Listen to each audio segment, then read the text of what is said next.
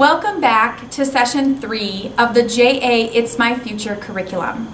Today's activity is entitled High Growth Careers, and the students are going to have the opportunity to take a look at 4 factors that are important in determining a career that might be good for them, as well as looking at the high growth potential of those careers. What you'll notice is that the guidebook starts off with the 4 factors: skills, interest, environment, as well as the job outlook. All 4 of those elements are important in our future career ideas. So you'll see that there's talking points found in the introduction that are going to guide you in a discussion regarding the importance of skills and interest and how that really impacts us enjoying our job every day, as well as the environment in which we're working. Do we want to work indoors, outdoors? Do we want to be inner city? Do we want to be in a small town? Are we going to be working with people, data, things? What are we going to be doing that's important to us personally? But we also want them to get to think about how we need to be looking, especially since they're in middle school, that there's actually an opportunity for the jobs in the future. Kind of rewind with them and think about some of the positions that we used to have that are no longer here due to the technology and the changes that we have. And you'll notice that there are some of those found in those bullet points, one of which is travel agents. We used to have a lot of travel agents, and now so many people book their own flights online that travel agents, we still have them, but they're not nearly as prevalent as they were in our past. So we want the students to get thinking about the importance of high growth positions and the importance of what to consider when they're thinking about future careers. So they're going to be doing this in the forum of a career fair. Now, students may or may not be familiar with what a career fair is, but more than likely they will be familiar with what a science fair is. So use a science fair to provide a connection. At a science fair, you have various booths of science experiments. All the students are at their own booth, they're representing their project, and people are milling around, coming from booth to booth to learn about what they did for their project. Likewise, a career fair is where a wide variety of careers come in, and they each have their own booth, and they are presenting and selling their project, their career, to the people that are coming. So that will provide a connection as to what a career fair might look like.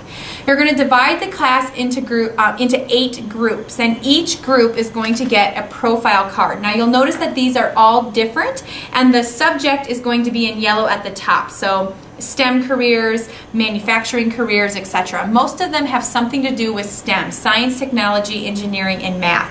Those are very important key elements that the students are looking at in this generation because of the strong connection to our futures and the importance that science, technology, engineering, and math have on our everyday lives. So what the students are going to do is they are going to be in their group, and they are going to be a team representing that specific career, and they are going to be, per se, going to a career fair, and they're going to be trying to sell their career to other people. They're trying to influence others as to why they might want to consider that career. So each group is also going to get one of the career posters, and this is what they're ultimately going to be designing so that they can present their materials to the other groups. So the first thing that they're going to do is they are going to work through this profile card. You'll notice on the top there are the instructions. They're first of all supposed to read about their career. Then as a group they're supposed to brainstorm 5 interesting facts or ideas that they would like to share with the rest of the class. You'll notice that they have provided some space here for them to write those down. There's only 3 lines instead of the 5, but we do want to encourage them to include 5, up to 5 if they can. And then they're going to create a poster that is both artistic and informational. So we want them to include information about their career using some of those facts that they've identified, but we also want them to create some creative, artistic elements as well, just to make the posters fun. Then what the students are going to be doing is they are going to be presenting these to the class. So you want to make sure you tell them that so that they are prepared that they're going to present their poster and they're going to need to speak about it to their classmates. One thing you're going to notice is that on each of the cards there is the median pay, as well as, I'm looking here, I've got the wrong the wrong information. There's 2 pieces of information that they are going to need to fill out eventually on their career flyers. So it is the entry-level education, what you need for that, as well as what the percentage of growth is projected. So you'll notice that those 2 pieces of information are on this card, and what you're going to want to have them do proactively, so it saves time in their presentation, is to either include those 2 pieces of information on the front of their poster, or if they don't want to put it on the front, we want them to write it on the back so that they have it readily available to give to the rest of their students. So again, it's the entry-level education that's needed, as well as the growth percentage. Those are the 2 elements that you need to have readily available so that you save time during the presentations. Once they have time to work in their small groups and to design their posters, you're going to pull the class back whole group, and you're going to let each group present. Now keep in mind you have up to 8 groups, and each group's going to need probably at least 2 minutes, if not more, to present. So make sure you reserve 16 to 20 minutes to accomplish those presentations.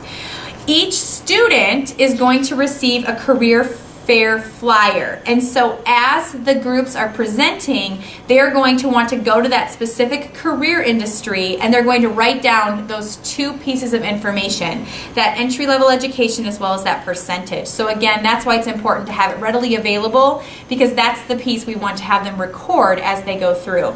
They can also jot down ideas and fun tips and facts that they find along the way, or if there's anything that they want to research more, they can also star and highlight that on here as you go. What you want to make sure to do again is to have a few minutes to do the summary and review where you wrap everything back up. So again, you want to emphasize that it's good to dream about their future careers. It's always great to look at the growth potential of that job. Is it going to be available when they get out of high school?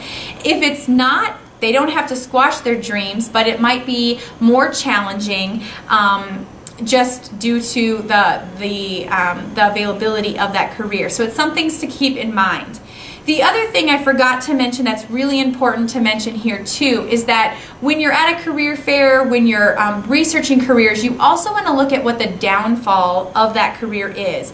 Even though you want to sell and be positive about your career, we want a good fit. Employers want to make sure that employees are happy and that they want to stay, and employees ultimately want to have a positive and successful feeling in life while they're working as well. So they want to consider what some of those negative things might be. For example, in the trucking industry, I know in the transportation careers they talk about how there's a lot of great benefits, but one of the negative downfalls is that you are traveling long distances and you're often away from your family. So not that that's bad, that works for some people, but it's something to consider. You don't want to jump into that without that reality.